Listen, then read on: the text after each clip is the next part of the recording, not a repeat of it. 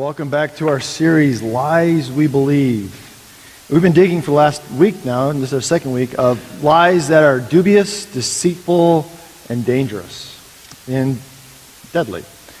And it's lies we believed since the very beginning. We looked last week at first chapter of Genesis, second chapter of Genesis, is these lies that get whispered in our ears to this very day. Things like, God's not paying attention, or everyone's doing it, or I'll do it just this once, and then I'll never do it again. Or even more dangerous lies, like, God doesn't really care.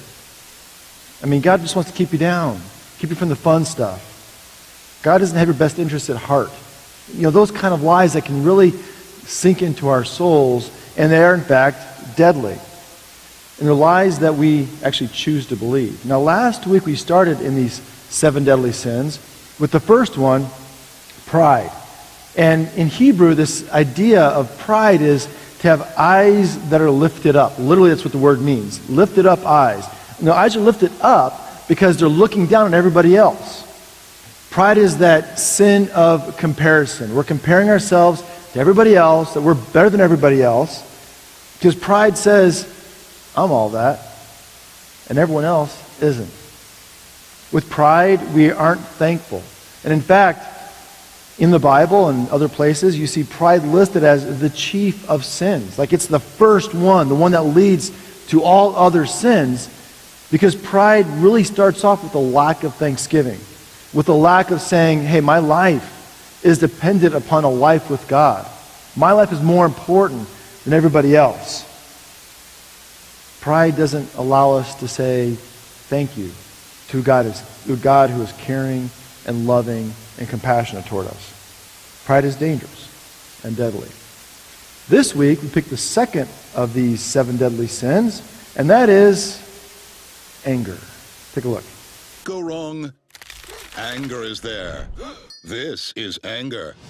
He will make sure the world knows anger is in control. But what you really need to watch out for is when he's out of control.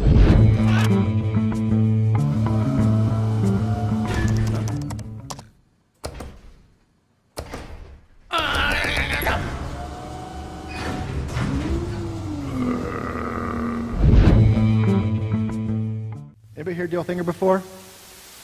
Nobody? Really? Not one person. No one here, you ever use Windows Vista? Anybody here remember how to do remember the dial-up modems? Remember those? You dial up on the phone, and then your wife would pick up and try to call her mom when you're on the internet, trying to get on Prodigy. Remember those days? Anybody here a Suns fan? You know what anger is, right? This past season. I mean, anger is something that we kind of all deal with.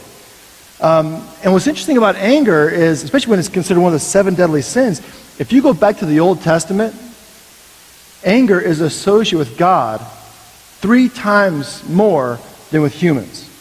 God is 3 times as angry with us in the Old Testament as we are with each other. So it's hard to say, well, like, how is anger then a sin if God is angry a lot? Well, take, for example, the story of Moses. Right? If you go back to the story of Moses, Moses is called by God to go and help these slaves who are in Egypt, his own people, men, women, and children living in slavery in Egypt. And God appears to him in a burning bush, and it says in the Midrash, this Jewish commentary, that God spends 7 days trying to convince Moses to help these people. But Moses has all these excuses, right? I'm not good enough, or I don't know who you are. They don't know who I am. I don't speak well. What if they don't listen to me? And every time God says, look, Moses, don't worry about that. I will be with you. Chill out. It's going to be okay. You got to trust me. And finally, after 7 days, Moses kind of comes clean. And in Exodus chapter 4, Moses said, oh my Lord, please send someone else. Like, I don't want to do it. I know they're in slavery, I know they're hurting, and I know they need help, but, I'm 80 years old, I just don't want to do it. And then it says, God became angry with Moses. He offers to help Moses, offers Moses to partner with him in this great adventure to help other people, and Moses says, you know what? I don't want to help him. I don't want to go. It's too risky. It's too difficult, too dangerous. And God gets angry with Moses. Later on, Moses does go, as you know, and rescues the Israelites out of captivity. And later on in the story of Exodus, God appears to Moses, and he lets Moses see him as he walks by. And God kind of proclaims who he is. He kind of gives a definition of who God is to Moses. Exodus 34, it says, "The Lord passed before Moses and proclaimed, 'The Lord, a God merciful and gracious, slow to anger, and abounding in steadfast love and faithfulness.'" That's part of God's definition. He's slow to anger, but he does get angry, right? Jesus himself gets angry. If you remember, there's a story about him when he comes into the temple. Now, this is a model of the first century temple in Jerusalem, Jesus' day. Pretty big, right? And this big, huge platform is called the outer courtyard. And it was a place where the Gentiles, the foreigners, the non-Jewish people, where they could go and they could worship. Right? The priests could go inside the temple, the Jews could go in the inner court, but this big outer court was where the Gentiles and the foreigners could go to worship. Well, Jesus shows up in Jerusalem, and he goes to the temple, and he sees that in that big courtyard, people are cutting through to cut across town a little faster. People are selling and buying animals for sacrifice. They're exchanging money there so they can buy animals for sacrifice with temple money. They're doing all this kind of work and stuff in that courtyard. And it's busy and it's crowded. And they're doing it for convenience. Right? It's faster to cut through the temple to get to the other side of town. It's easier to have the animals right there in the courtyard than have to go somewhere else to get them. It's just easier and convenient. It's great. Except that it forces all of the Gentiles to not have a place to worship. These people who wanted to go and worship God, these foreigners, weren't allowed or had a place to express their heart of worship. And Jesus gets angry. Right? It says here, take a look in Matthew. It's, where'd it go? Hold on a second. Oh, there it is. In Mark chapter 11. When they came to Jerusalem, he entered the temple and began to drive out those who were selling and those who were buying in the temple. He overturned the tables of the money changers and the seats of those who sold doves. Now, he didn't walk up and go, "Excuse me, do you mind just leaving for a second? Thanks. Hey, your table, I'm just going to turn it over. Can you help me? We'll just easily." He didn't do that, right? He flipped them over. He got a whip. He drove them out. He was angry because they were oppressing the innocent. They were not providing a place of worship to those who needed it. And so Jesus comes to their defense. Another story, Jesus is at his hometown in Capernaum, and he goes to the synagogue on the Sabbath to worship. Well, there's a man there who has a withered hand, it says. Probably unable to work, probably an outcast, probably needs help. But he's there at the synagogue to worship. Well, the leaders there are kind of getting sick of Jesus' popularity. They're tired of Jesus, getting all the attention. They're tired of people following him. And so they have this plan. They're going to get this guy to be there so that Jesus sees him. And they know Jesus, right? He has this heart for taking care of people, right? Kindness is his kryptonite. So they're going to get this guy out here. And Jesus is going to see him. And Jesus will try to heal him on the Sabbath. And we all know that Sabbath healing is work. And good teachers don't work on the Sabbath. And they're going to trap Jesus by making this guy, this poor guy with a withered hand, bait. They don't care about him. They want to catch Jesus doing the wrong thing in their eyes on the Sabbath. So Jesus goes in the synagogue, and take a look what happens in Mark chapter 3. Jesus said to the man who had the withered hand, "Come forward." Then he said to them, to all these other people, "Is it lawful to do good or to do harm on the Sabbath? To save life or to kill?" And they were silent. Now, why are they quiet? Why are they silent?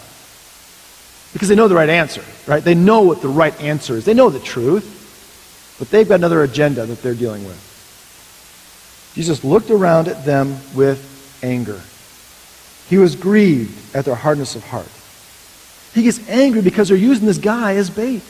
They don't care about him. They want to trap Jesus. And he gets angry. But at the same time, he's grieved because they won't listen. It breaks his heart. but they don't care. I think Jesus feels the same way about us sometimes. So is it possible to be angry and not sin? Is it really a deadly sin? Because sometimes, even us in our lives, we get angry enough to do the right thing. Sometimes we get angry enough to fight injustice. We get angry enough when we see innocent children suffering or alone or isolated, and we do something about it. We get angry enough when we see people not having clean water or food, and we do something about it. So anger can lead to some good things. But at the same time, anger is incredibly dangerous. And Jesus knew it. See, in many ways, anger is kind of like doubt. Back at Easter a couple weeks ago, we talked about doubt. And we said that doubt isn't really a sin, and it's not the enemy. It's really how you got there and where you go. You know, how you got to your doubt and what do you do with it afterwards. The same thing with anger. What is it that motivates your anger? Is it selfishness or self-centeredness or pride or fear? Does that motivate your anger? And then what do you do with it? Do you lash out? Do you bottle it up? How do you handle the anger that comes into your life? We're going to talk about that today. How do we handle anger? Because it's going to happen. And the truth is, if you don't deal with anger, anger will find a way to deal with you. Right? If you don't deal with your anger, it's going to find a way to deal with you, and it's not going to be pretty. In the Gospel of Matthew, Jesus talks about this. And by the way, we're not talking about anger at like the remote or a slow internet connection or the football game. We're not talking about that. We're talking about people, right? We're talking about anger with others. In Matthew chapter 5, Jesus says, "You've heard that it was said to those in ancient times, 'You shall not murder, and whoever murders shall be liable to judgment.' But I say to you that if you are angry with your brother or sister, you'll be liable to judgment. And if you insult a brother or sister, you'll be liable to the council. And if you say, 'You fool,' you'll be liable to the hell of fire." Right? Jesus connects murder and anger. Because murder is the result of anger, and anger is how you get there. So we want to deal with how we deal with anger. We will be angry from time to time, probably this morning, this afternoon. It's going to happen. So how do we deal with it? Well, last week we started off this series, 7 Deadly Sins, by looking at pride, and we found it in the book of Genesis, right, from the very beginning. Well, guess where anger first appears? In Genesis, right? The first kids on the planet deal with anger. So Adam and Eve, if you remember the story, are kicked out of the Garden of Eden, and they have 2 kids. One's named Cain, the other's named Abel. Cain is a farmer, grows grain, vegetables, that kind of stuff. Abel is a shepherd. He has flocks. And one day, Cain and Abel decide that they're going to worship God and give an offering. So Cain, it says in the Bible, brings some of his vegetables and his grain and stuff to God and offers it to God. Abel, it says, brings from the first of his flock, the fat portions of the flock and gives it to God. And God accepts Abel's offering, but not Cain's. And as a result of that, Cain, it says, gets angry. Incredibly angry. In the Bible, there's this image of anger, and it's literally a fire in your nose. That sounds kind of weird, but you think about it, when you see someone angry, what do their nostrils do? They flare, right? Because there's fire in your nose. And that's the image you get here. And he says that he's very, very angry. There's fire in his head, fire in his nose. He's mad. What's he mad at? Well, he's mad at God for not taking his offering. But who's to blame? It's not that God, wants to have a burger over a veggie patty. It's not that God likes meat over veggies. It's not that. It's the heart that they brought these gifts. It says that Cain brought some, kind of the leftovers of the veggies, whereas Abel brought that marbled filet mignon, right? He brought the best meat, the fat portions. He gave his very best to God. And God's responding to the heart that brings the gift. And that's what's going on here in this story. It's not that God prefers steak over potatoes, which I kind of do. Anyway. So we're going to talk now for a second, though, about how we deal with anger, because Cain doesn't deal with it very well. And the first principle of dealing with anger is simply this. Don't eat your anger. And don't let it dwell inside of you. Like a little anger baby. You know, inside you kind of like grow a little anger baby. What happens with an anger baby? What happens to it? It grows. When it grows, it wants out. And when it gets out, it's not going to be pretty. There's a man who owned a Motel 6. And he got sick of people being angry at him about, it's not a 5-star hotel. It's Motel 6. And so he got sick of the complaints. And what he did was he put a big mirror behind the front desk. This big, huge mirror. So when people got angry, they saw their own reflection and how they looked when they were angry. And he said the complaints almost stopped completely. Like, we don't want to see ourselves angry. If someone takes a video of you on their phone of you being angry, it's kind of embarrassing, isn't it? You don't want to see that. Because anger, if you eat it, and it gets down inside of you and explodes out, it's never pretty. The second principle is this. You got to go to the person. When Cain gets angry, it says that God goes to Cain. Now, God's not angry. Cain is. I mean, God could have been angry, right? God could have said, look, you gave me leftovers. No one likes leftover veggies. Nobody. You gave me leftover veggies. I don't want that. But God didn't do that. It says in Genesis chapter 4, God said to Cain, why are you angry? And why has your face fallen? Is it not the case that if you do well, you'll be lifted up? And if you do not do well, sin is crouching at the door. Its urge is for you, but you must rule over it. Cain, you got a choice. You're going to choose what you're going to do with your anger. You're going to eat it down and let it build up, or you're going to deal with it. But God goes to the person first. Look, it is much more fun, isn't it, to gossip about it?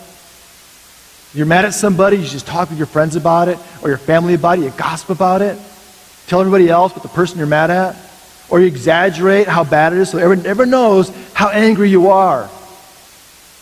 But the reality is that only spreads the fire, and it makes it worse.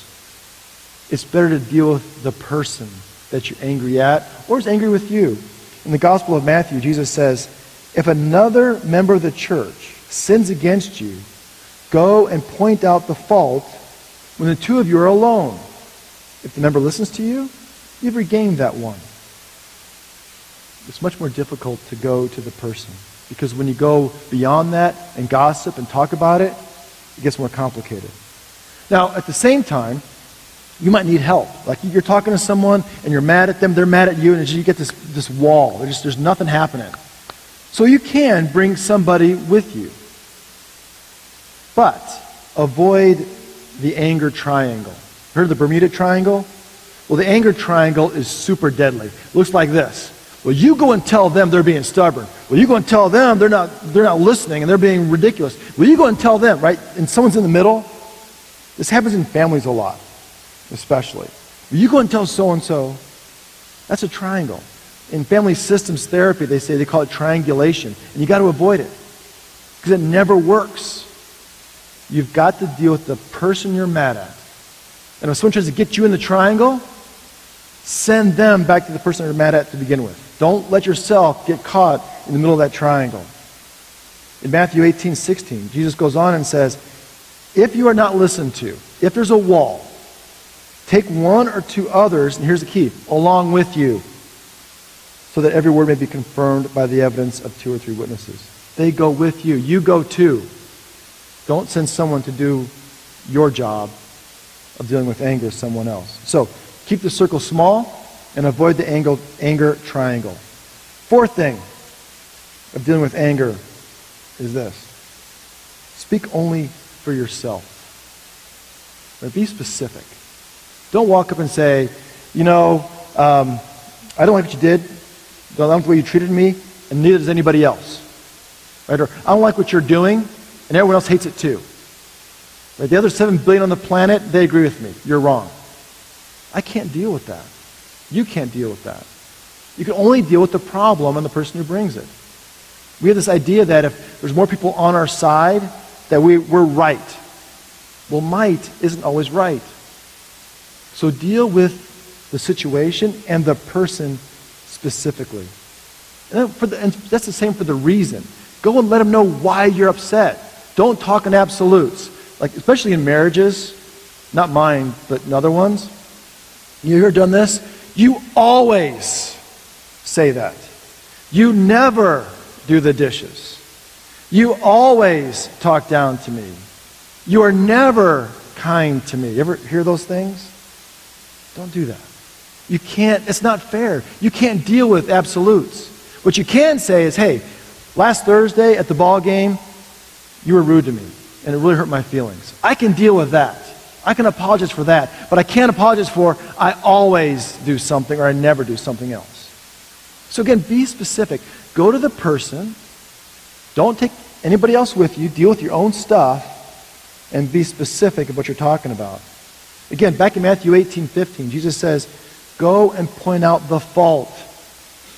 Right? That one thing that's bothering you, and deal with that. We see this with Cain. When God goes to Cain, he's being specific, right? He says, if you do well, Cain, you'll be lifted up. And if you do poorly, you won't. He's not talking about Abel or anybody else.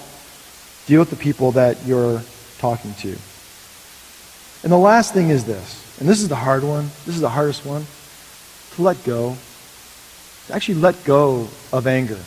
In Ephesians chapter 4, Paul says, be angry, but do not sin. It's like, yeah, you're going to be angry. I get it. You will. But don't sin.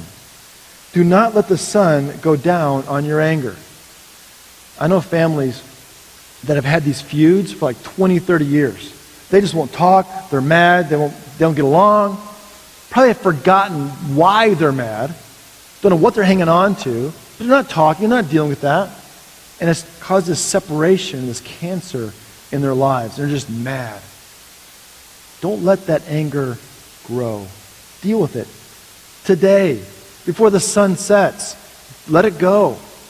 Because if not, it's going to eat you alive. There's a Chinese proverb that says, before you embark on a journey of revenge, dig 2 graves.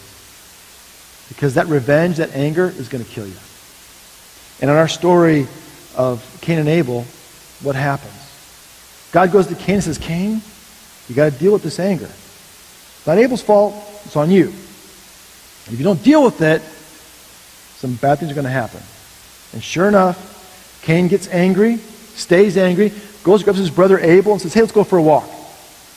They go for walking through the field. When they get there, Cain kills his brother Abel.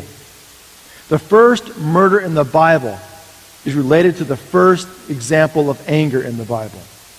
It's dangerous and it's deadly and it begins right here in the human heart. It begins with us and our attitude. And if we don't deal with anger well. So don't eat your anger. Go to the person and be specific. Avoid the triangle of anger. And finally, let it go when it happens. In your anger, don't sin. In a little bit here, we're going to sing a song called Let Go. And it's designed to give you that chance. And maybe you're hanging on to something. Maybe there's something that's been eating you alive that happened yesterday or 20 years ago. It doesn't matter. Before the sun sets today, let it go. Let it go from your life. Don't hang on to whatever that thing was. You're going to figure out how you can get it revenge. Let it go because it's going to kill you. It's deadly. Jesus himself had every reason to be angry. Remember the night that he was betrayed? What does he do? He has his dinner, his last meal with his disciples. And he gets them all around a table, and there across from him is the guy who's going to betray him. And these guys sitting next to him, when things get tough, they're going to run and hide. They're going to abandon him. He had every right to be angry at them that night and angry with us today. But he lets go of his anger and instead shares a meal with them and with us. He lets go of his anger and lets go of his life. He sacrifices himself to bring us peace. And he allows himself to be broken so that we be made whole. Let's pray together.